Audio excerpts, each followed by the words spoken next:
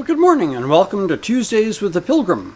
For the last while, we've been doing Pilgrim's Progress and a lot of positive feedback on that. Today we start a new book. It was written by Charles Sheldon, and it's the book that inspired the little saying or question, what would Jesus do? I actually have a visor clip that was given to me by a friend years ago that has WWJD on it. What would Jesus do? It's a good question to ask yourself. But we're going to read the book in his steps, the inspiration for that question. Let's get to it. I think you'll enjoy it. It was Friday morning, and the Reverend Henry Maxwell was trying to finish his Sunday morning sermon. He had been interrupted several times and was growing nervous as the morning wore away and the sermon grew very slowly toward a satisfactory finish. "Mary," he called to his wife as he went upstairs after the last interruption, "if anyone comes after this, I wish you would say that I'm very busy and cannot come down unless it is something very important." "All right, Henry, but I'm going over to visit the kindergarten, and you will have the house all to yourself." The minister went up into his study and shut the door.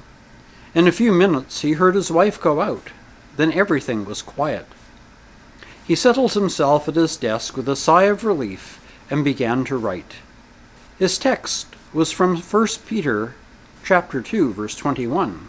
Quote, "For even hereunto were ye called, because Christ also suffered for us, leaving us an example, that ye should follow in his steps." Unquote. He had emphasized in the first part of his sermon the atonement as a personal sacrifice, calling attention to the fact of Jesus suffering in various ways in his life, as well as in his death.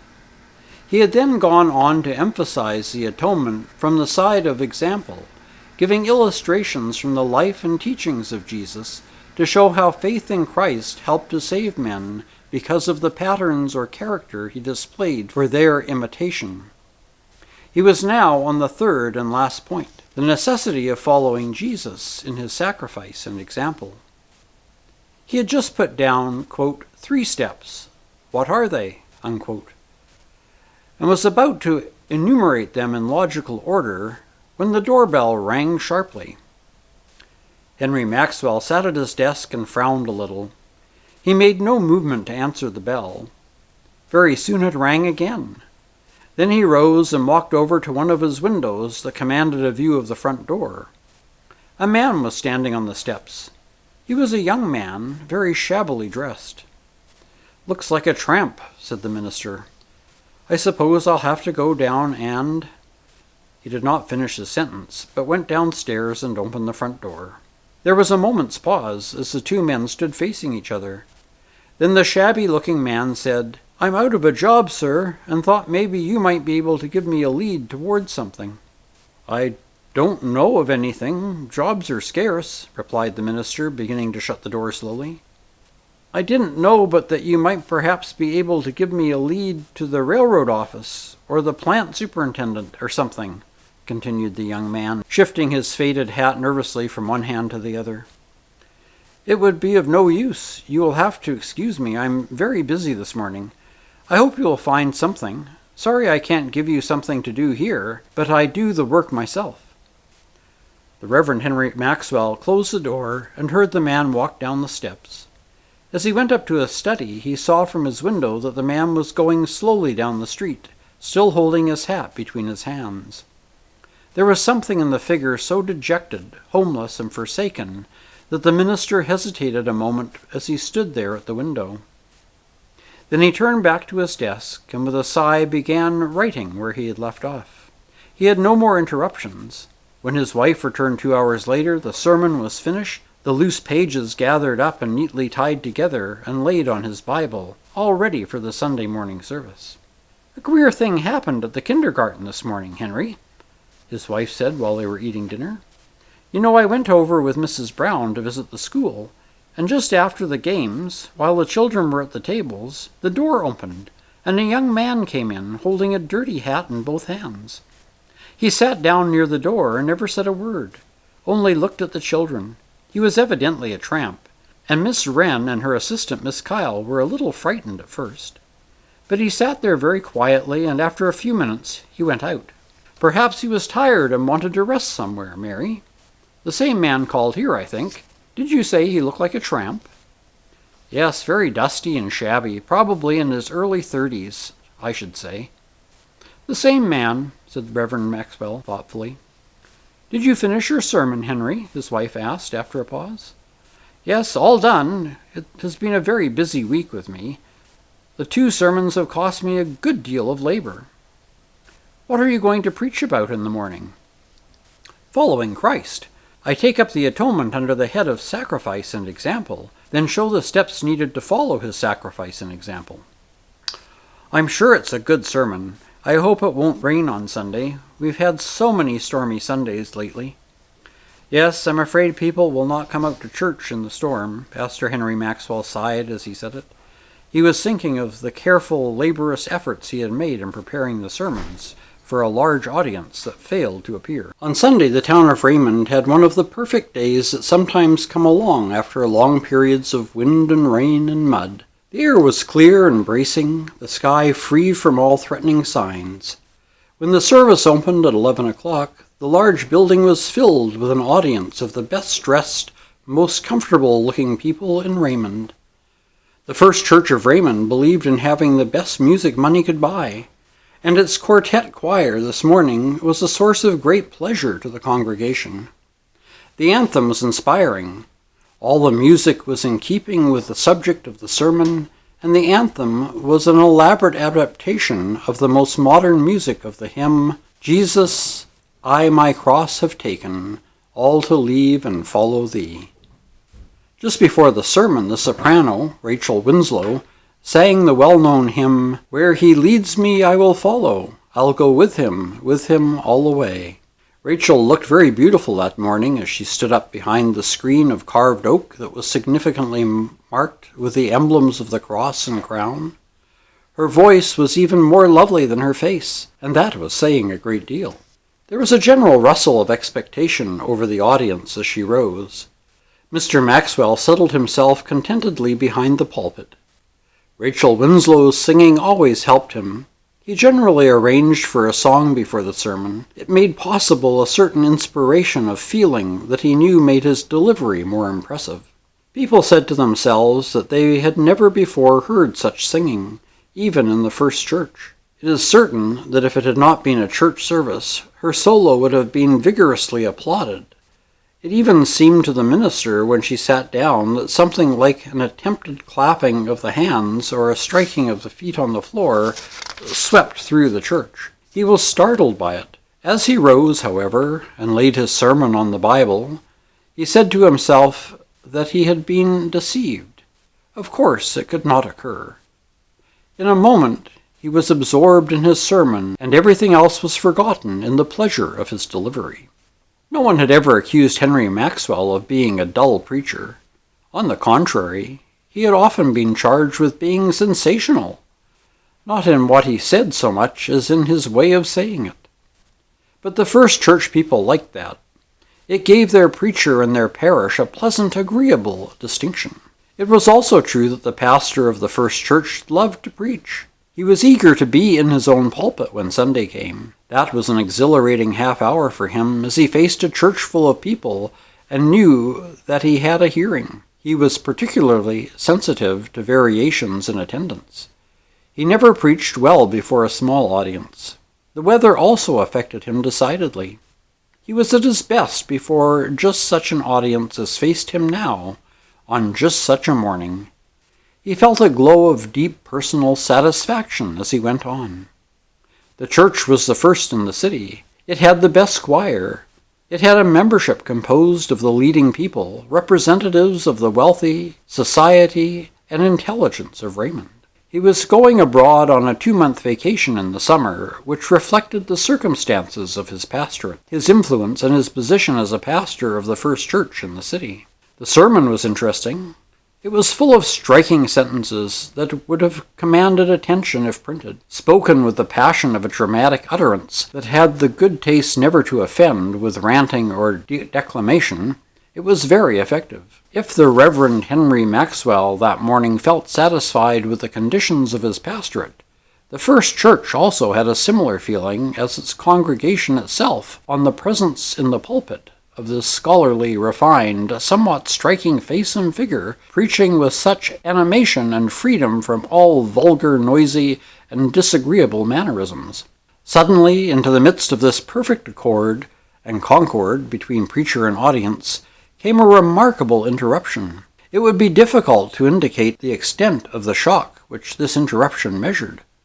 The sermon had come to a close. Mr. Maxwell had just turned half of the big Bible over onto his manuscripts, and was about to sit down, as the quartet prepared to rise and sing the clothing selection, all for Jesus, all my being's ransomed powers. Suddenly the entire congregation was startled by the sound of a man's voice. It came from the rear of the church. The next moment the figure of a man came out of the last row of seats and walked down the middle of the aisle. Before the startled congregation fairly realized what was going on, the man had reached the open space in front of the pulpit and had turned about, facing the people. "I'm not drunk, and I'm not crazy, and I'm perfectly harmless," he began. "But if I die, as there is every likelihood I shall in a few days, I want the satisfaction of thinking that I said my say in a place like this, and before this sort of crowd." Mr. Maxwell had not taken his seat, and he now remained standing, leaning on his pulpit, looking down at the stranger. Before him was the man who had come to his house on Friday before, the same dusty, worn, shabby-looking young man. He held his faded hat in his hands. It seemed to be a favorite gesture. He had not shaved, and his hair was rough and tangled. It was doubtful if anyone like this had ever before confronted the congregation and pastor of First Church. There was nothing offensive in the man's manner or tone. He was not excited, and he spoke in a low but distinct voice. Mr. Maxwell was conscious, even as he stood there smitten into dumb astonishment at the event, that somehow the man's action reminded him of a person he had once seen walking and talking in his sleep. No one in the church made any motion to stop the stranger, or in any way interrupt him.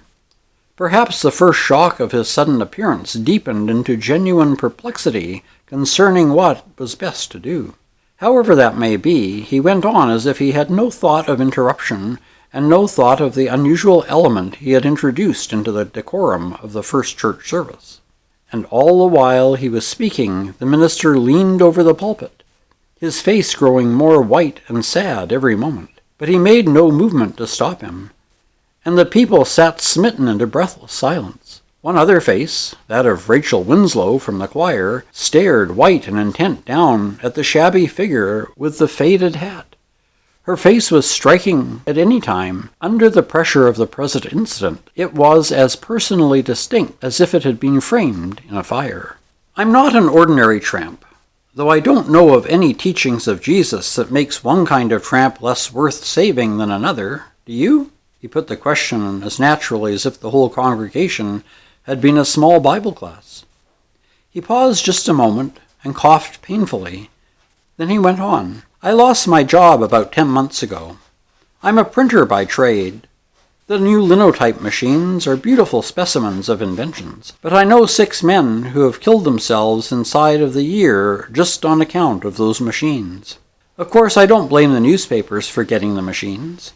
Meanwhile, what can a man do? I know I never learned but my one trade, and that's all I can do. I've tramped all over the country trying to find something. There are a good many others like me. I'm not complaining, just stating facts. But I was wondering, as I sat here in church this morning, if what you call following Jesus is the same thing as what he taught. What did he mean when he said, 'Follow me'?" Here the man turned about and looked up at the pulpit. "Your minister said that it was necessary for the disciple of Jesus to follow his steps. And he said that the steps were obedience, faith, love, and imitation. But I did not hear him tell you just what he meant that to mean, especially the last step. What do you Christians mean by following the steps of Jesus?" I've tramped through this city for 3 days trying to find a job, and in all that time I've not had a word of sympathy or comfort except from your minister here, who said he was very sorry for me and hoped I would find a job somewhere. I suppose it's because you get so imposed upon by the professional tramp that you have lost your interest in the other sort. I'm not blaming anybody, am I? Just stating facts. Of course I understand you can't go out of your way to hunt jobs for people like me. I'm not asking you to. But what I feel puzzled about is, what is meant by following Jesus? What do you mean when you say, I'll go with him all the way? What do you mean that you are suffering and denying yourselves and trying to save lost, suffering humanity, just as I understand Jesus did? What do you mean by it? I see the ragged edge of things a good deal. I understand there are more than 500 men in this city, just like me. Most of them have families. My wife died 4 months ago. I'm glad she's out of trouble. My little girl is staying with a printer's family until I find a job. Somehow I get puzzled when I see so many Christians living in luxury and singing, Jesus, I my cross have taken, all to leave and follow thee. And remembering how my wife died in New York tenement, gasping for air and asking God to take the little girl too. Of course, I don't expect you people can prevent everyone from dying of starvation, lack of proper nourishment, and tenement air. But what does following Jesus mean? I understand that Christian people own a good many of the tenements. A member of a church was the owner of the one where my wife died. I have wondered if following Jesus all the way was true in his case. I heard some people singing at a church prayer meeting the other night, all for Jesus, all my being's ransom powers, all my thoughts and all my doings, all my days and all my hours. I kept wondering as I sat on the steps outside just what they meant by it. It seemed to me that there's an awful lot of trouble in the world that somehow wouldn't exist if all the people who sing such songs went and lived them out. I suppose I don't understand. But what would Jesus do? Is that what you mean by following his steps? It seems to me sometimes as if people in the big churches have good clothes and nice houses to live in and money to spend for luxuries and could go away on summer vacations and all that, while people outside the churches, thousands of them, die in tenements and walk the streets for jobs and never have a piano or a picture in the house and grow up in misery and drunkenness and sin. The man gave a queer lurch over in the direction of the communion table and laid one grimy hand on it. His hat fell upon the carpet at his feet. A stir went through the congregation, but as yet the silence was unbroken by any voice or movement. The man passed his other hand across his eyes, then without any warning fell heavily forward on his face.